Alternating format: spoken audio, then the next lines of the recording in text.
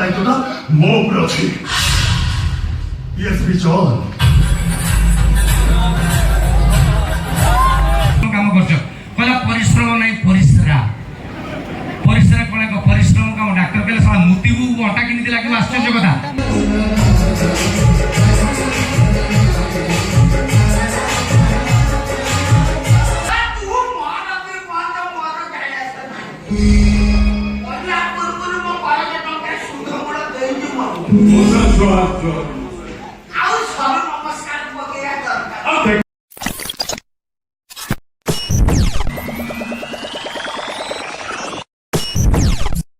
सी आज कह मु देखी कौन डाक्तर मु पर आउटे मधुआ ना कौन करा हा जो नील लाइट जोड़ी सुभाष बेहरा पड़ा राति 1:40 डाक्तर घरे ये जाकि कलिंग बेल टिंग डंग डाक्तर कहला कौन है आज्ञा देखिले अंटा लागला डाक्तर कहला कौन गोटे बोधे परिश्रम काम करछ धान चाउल टेका टेकी ओजनिया काम कौन परिश्रम काम करछ कहला परिश्रम नहीं परिश्रा परिश्रा कौन एक परिश्रम काम डाक्तर कहला सारा मुतिबू अंटा किनिते लागिब आश्चर्य कथा कहला तुम शुणी की आश्चर्य हम 1.5 घंटा आने आश्चर्य डाक्तर कहले सोनू मद पी तार अवस्था नहीं पैंट सार्ट खोल के खटिया रसू पैंट सार्ट चप कहला जे हा करो डाक्तर कहले पेट खोलिली कही जेता आंठू खंडे जाई खसई डाक्टर बुझी गले सारा बुताम बोल नहीं जाओ डाक्टर कहले पिंदी दे कहला देखि दलो देखि गई डाक्टर कहले मो पिंदी दे जो पिंदिला ठीक पिंदी माने पेंट बटन देजी पेंट रे सार्ट देजी सार्ट रे किंतु 1.5 घंटा आनी बाकी थिला मु सेमिति अछि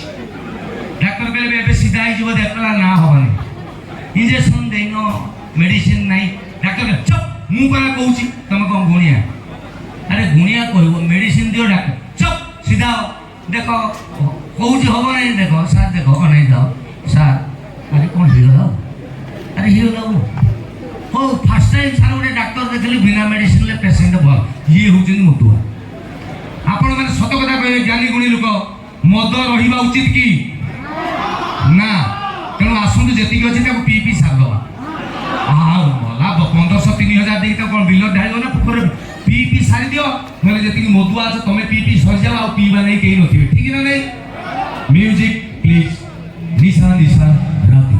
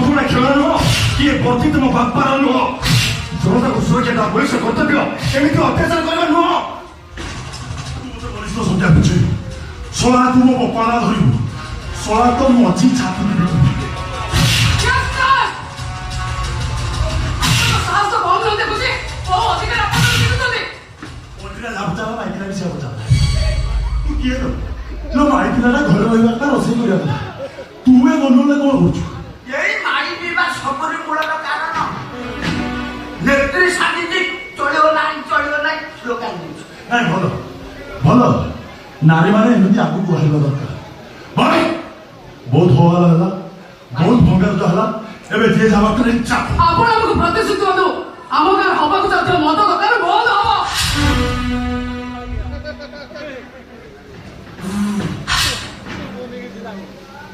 କହୁଥିଲୁ ମଦ ଦୋକାନ ବନ୍ଦ ହବ। ବନ୍ଦ ହେଲେ ଏ ଆନ୍ଦୋଳନ ଏମିତି ଜାରି ରହିବ।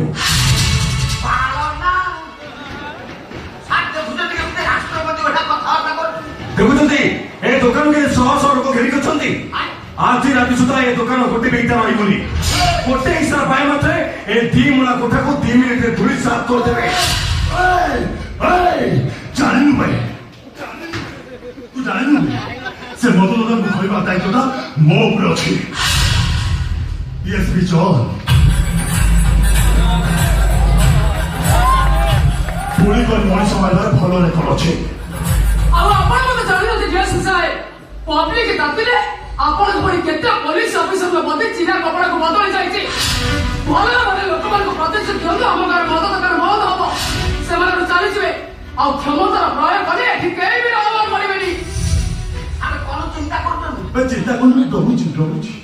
ଏତେ ପୋଲିସ ଫୋର୍ସ ଅଛନ୍ତି, ଆପଣ ଖାଲି ଲାଠି ଚାର୍ଜ କରିବା ପାଇଁ ଅର୍ଡର ଦେଇଛନ୍ତି, ଗୋଡେଇକି ବାଡେଇଲେ ପଳେଇବେ ନା? ହଁ ହଁ, ଲାଠି ଚାର୍ଜ ପାଇଁ ଅର୍ଡର ଦେଇକି ଦେଖନ୍ତୁ ଲୋକମାନେ ଛତ୍ରପଦ ଅଛନ୍ତି ନା ପୋଲିସ ଲାଙ୍ଗୁଡ ଚାକିକି ପଳଉଛି। ଶେଷ ଥର ପାଇଁ ପଚାରୁଛି ଡିଏସ୍ପି ସାହେବ, ଆମ ଗାଁରେ ମଦ ଦୋକାନ ବନ୍ଦ ହବ ନା ନାହିଁ? ଆଉ 5 ଲକ୍ଷ ଘରକୁ ପଠେଇଦେବି। DSP ଜନ୍ গুলি মার, ছুরি মার, বোমা পকা, রগনা দেবো তত নির্দোষ। গান্ধী হও কি গোপবন্ধু হও, ନା ଆଖି ଥିବ ନା ଆଖିରୁ ଲୁହ ଗଡ଼ିବ। କରିଦିଅନ୍ତୁ। ଆରେ ଜୀବନର ସବୁ ଦୁଃଖ ମୋର ଦୂର ହେଇଯାନ୍ତା। ତମେ ତ ମତେ ଛାଡି ଦେଇ ଚାଲି ଆସିଲ, ହେଲେ କେଇଟା ଦିନର ସମ୍ପର୍କ ଭିତରେ ତମେ ତାର ଏମିତି ଆପଣାର ହେଇଯାଇଛ ଯେ ଗୋଟେ ମିଛ ସମ୍ପର୍କକୁ ସତ ବୋଲି ସେ ମାନି ନେଇଛି। ଆଉ ସବୁବେଳେ ସେ ଗୋଟାଏ କଥା ଭାବୁଛି, ତା ମାମା ତା ପାଇଁ ଚାନ୍ଦ ଆଣିବାକୁ ଯାଇଛି। ପ୍ରତ୍ୟେକ ଦିନ ସକାଳେ ଉଠି ପଡି ମତେ ସେ ଗୋଟାଏ ପ୍ରଶ୍ନ ପଚାରୁଛି, ବାବା ମାମା କଣ ଚାନ୍ଦ ଆଣି ଫେରିବେନି? ଓ ବନ୍ଦ କର, ବନ୍ଦ କର ସେ ବାଚ୍ଚା କଥା। ସେ ବାଚ୍ଚା କଥା ମୁଁ ଶୁଣିବାକୁ ଚାହେଁନା। ଭୁଲି ଯାଇଛି ସେ ପୁରୁଣା ଦିନ ଆଉ ସେ ପୁରୁଣା କଥା ବି। ଜାଣିଛି ଭାଇ, ଆରେ ଜାଣିଛି, କଥାରେ ପୁରା ଅଛି, ଆଗ ଭାରିଯା ଘରକୁ ପଛ ଭାରିଯା ପରକୁ। ଆରେ ବଂଶ ରକ୍ଷା ପାଇଁ ମତେ ବି କଣ କହୁଛୁ?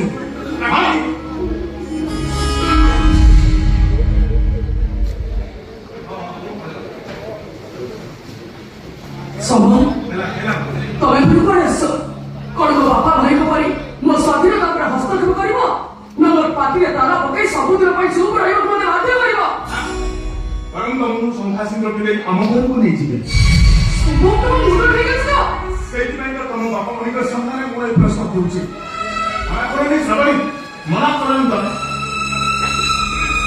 ମନା କରନି। ପରିସ୍ଥିତି ବୁଝିବାକୁ ଚେଷ୍ଟା କର। କଲେଜରେ ଘଟିଯାଇଥିବା ଘଟଣା ପାଇଁ ସେମାନେ ମତେ କଲେଜରୁ ଅସ୍ଥିକାର କରିଛନ୍ତି। ଆଉ ସେମାନଙ୍କ ଏଗେନଷ୍ଟ କୋର୍ଟରେ ଅପିଲ କରିବା ପାଇଁ ମୁଁ ମାନସିକ ସ୍ତରରେ ପ୍ରସ୍ତୁତ ହେଉଛି। ଏ ସମୟରେ ବାହାଘର କଥା ମୁଁ ଚିନ୍ତା ବି କରିପାରୁନି। ଶ୍ରାବଣୀ, ତା ଛଡା ସେଇ ନିଷ୍ପତ୍ତି ନେବାକୁ ମୁଁ କିଏ? ସେଥିପାଇଁ ମୋ ବାପା ଅଛନ୍ତି, ମୋ ଭାଇ ଅଛି।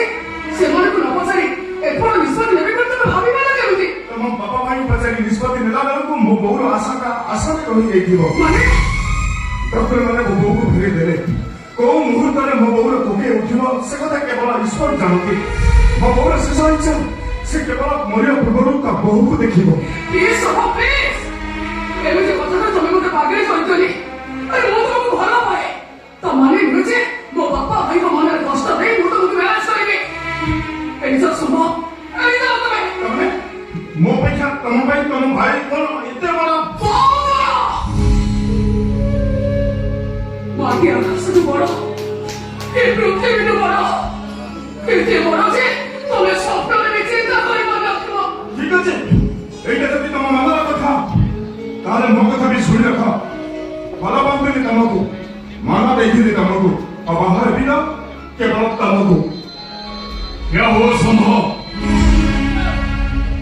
ମୋ ଭଉଣୀ ସହିତ ତମ ବାହାଘର ହବ, ନିଶ୍ଚୟ ହବ। ଆରେ ମୋ କଥା ଟିକେ ଶୁଣ, ବାହାଘରଟା ପିଲା ଖେଳ ନୁହେଁ। ଏମିତି ତଳ ଘରେ ନିଷ୍ପତ୍ତି ନେଇଗଲେ ଜୀବନର ସବୁ ଅଙ୍କ ଭୁଲ ହେଇଯିବ। ତା ଛଡା ଏବେ ତ ମୋ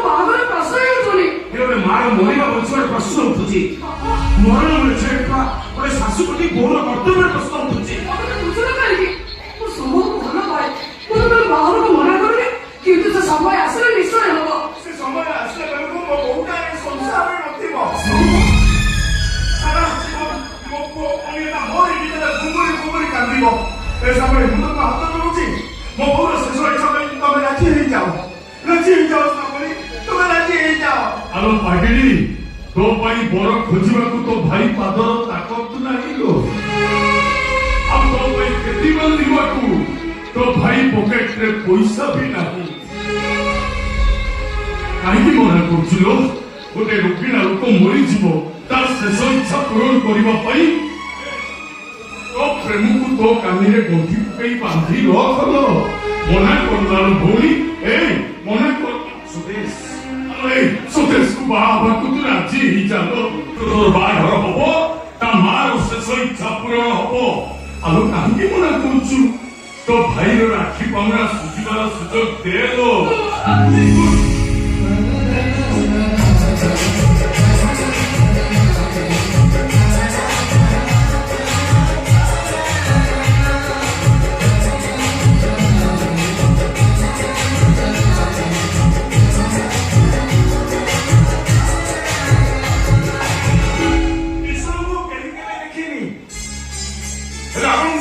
ଅନୁଭବ କରୁଛି ଈଶ୍ୱର ସବୁଠି ଅଛନ୍ତି। ସେଠି ସମସ୍ତେ ସମସ୍ତଙ୍କୁ ମାରିବା ପାଇଁ ବ୍ୟସ୍ତ ଥିଲା ବେଳେ ଆପଣ ମୋ ରୋଗିଣା ମାନଙ୍କୁ ବଞ୍ଚେଇ ଦେଲେ। କେବଳ ବିଶ୍ୱାସ ଭରସାରେ ଆପଣଙ୍କ ଛାତିରୁ କଲିଜାଟା କାଢି ମୋ ହାତକୁ ଧରେଇଲେ। ସେଥିପାଇଁ ସାରା ଜୀବନ ମୁଁ ଆପଣଙ୍କ ପାଖରେ ଋଣୀ ହେଇ ରହିଗଲି। ସାରା ଜୀବନ ମୁଁ ଆପଣଙ୍କ ପାଖରେ ଇଏ କଣ ଶୁଣ ତମେ ଏବେଠୁ ବାହାଘର ପାଇଁ ଲାଗି ପଡ। ଆସନ୍ତା ସପ୍ତାହରେ ବାହାଘର ଫାଇନାଲ।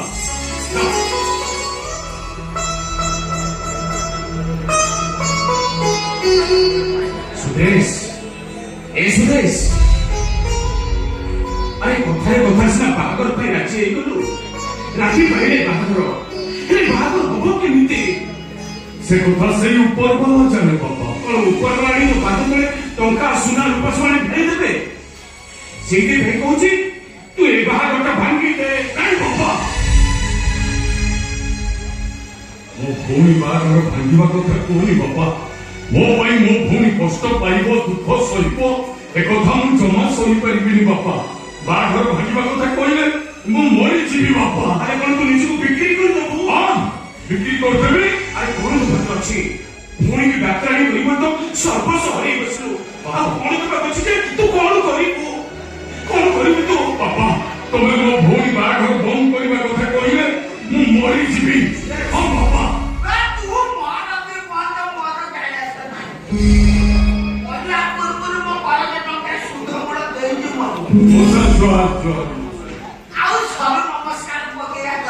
ଦେଖନ୍ତୁ ମଉସା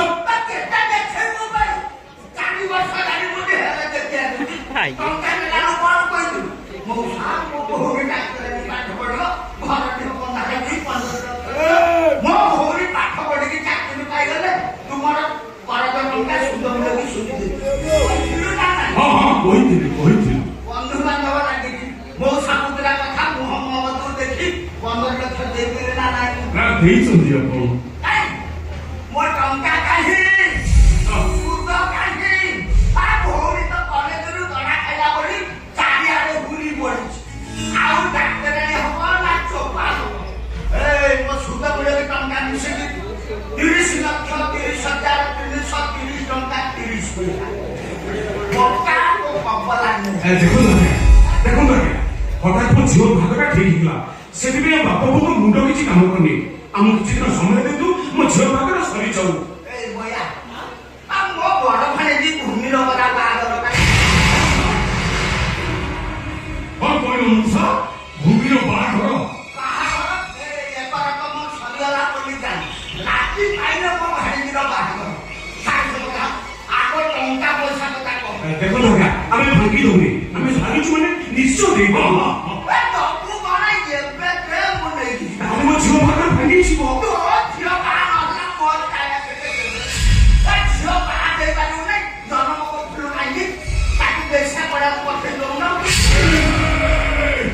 କଣ କହିବେ? କଣ କହିବେ? ବେଶ୍ୟା ପରା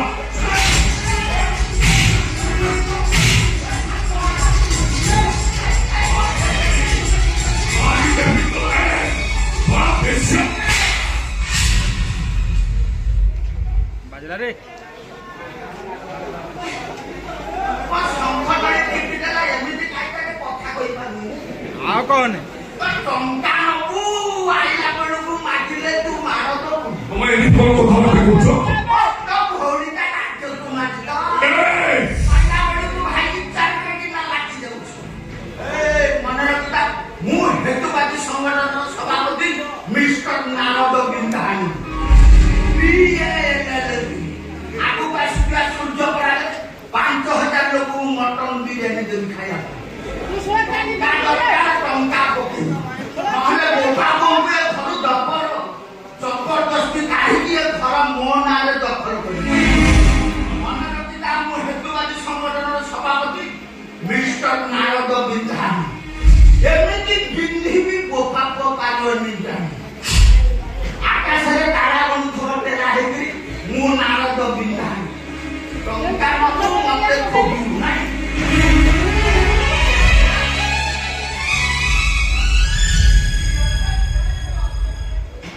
এই তো সেদিন বলছো ভাই ললিতারা কোন তু করিব ମୋ ମୁଣ୍ଡ କିଛି କାମ କରୁନି ହେ ପ୍ରଭୁ ଜଗନ୍ନାଥ ତମେ ହିଁ ସାହା ଭରସା ପ୍ରଭୁ ତମେ ହିଁ ସାହା ଭରସା ବାପା ବାପା